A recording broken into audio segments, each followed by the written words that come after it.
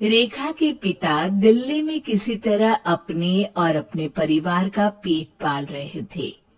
पर एक दिन अरे रमेश, तुम्हारी बेटी के तो समझो भाग्य ही खुल गए।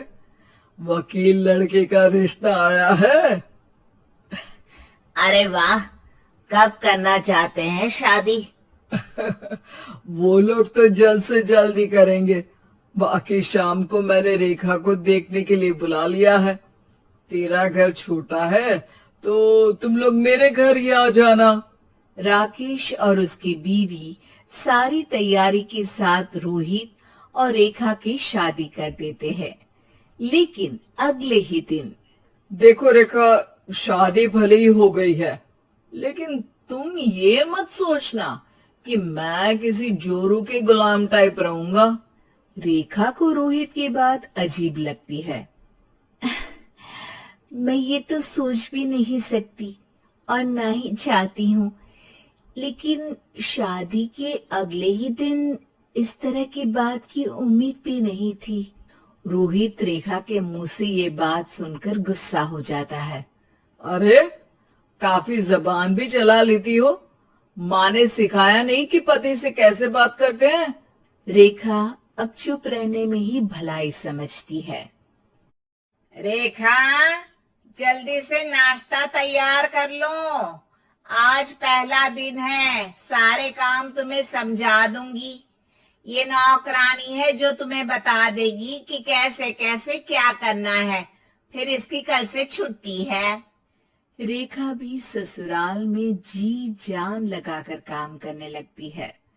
खाली समय मिलता तो पति की वकालत की किताब उठाकर पढ़ने लगती। ये क्या, जब देखो तब पढ़ती रहती है।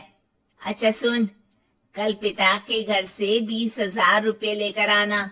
मेरे छोटे बेटे की फीस भरनी है। लेकिन पापा क्यों भरेंगे उसकी फीस? अरे वाह जी वाह, पापा क्यों भरेंगे? तो ये बता, हम क्यों रखेंगे तुझे यहाँ? क्यों खाना देंगे फ्री में? अरे, क्योंकि मैं बहू हूँ इस घर की। तभी वहाँ रोहित आ जाता है। अरे वाह, बड़ी जबान चला रही हो।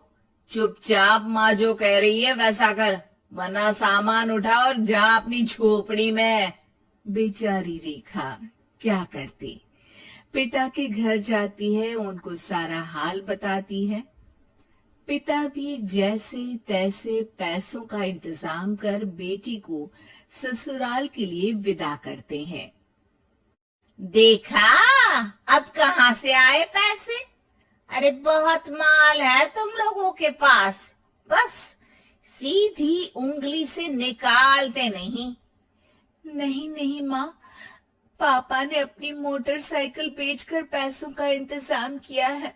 पता नहीं अब वो ऑफिस कैसे जाएंगे।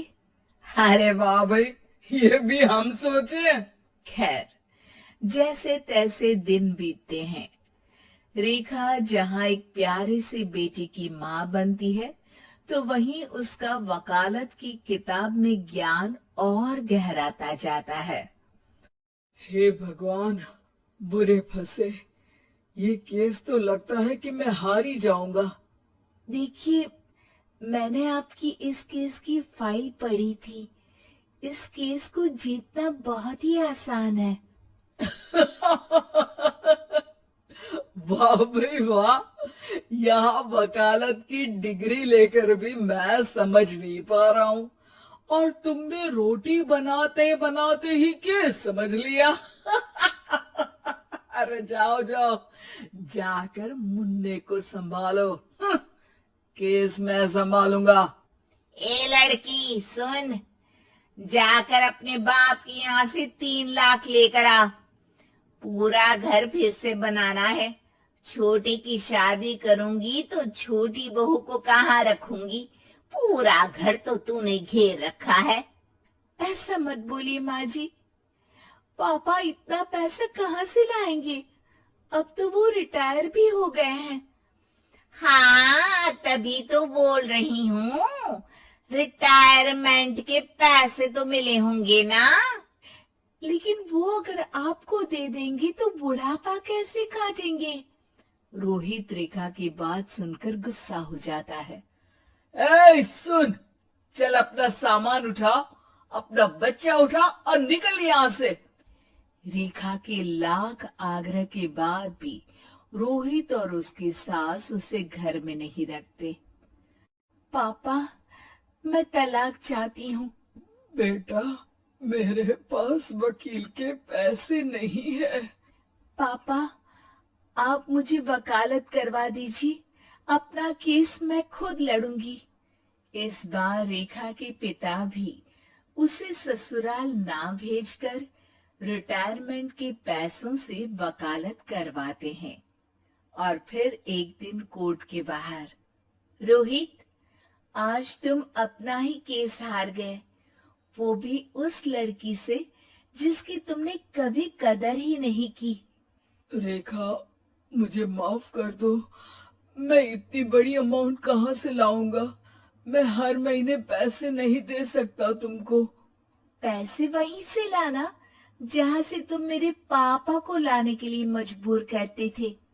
एक पिता अपनी बेटी की शादी उसकी खुशहाली के लिए करता है, ना कि सारी जिंदगी कर्जदार बनने के लिए। अरे, मेरे ही बेटे की किताब पढ़ पढ़कर ज्ञान बांट रही हो। वकालत की किताब तो ससुराल में ही पड़ी थी ना? बिल्कुल, यहाँ मेरी गलती रही। जिस पैसे से मैंने इसकी शादी की थी, मुझे वो पैसे पहले इसकी पढ़ाई में लगाना चाहिए था। और आज रेखा एक जानी मानी वकील के रूप में काम कर रही है।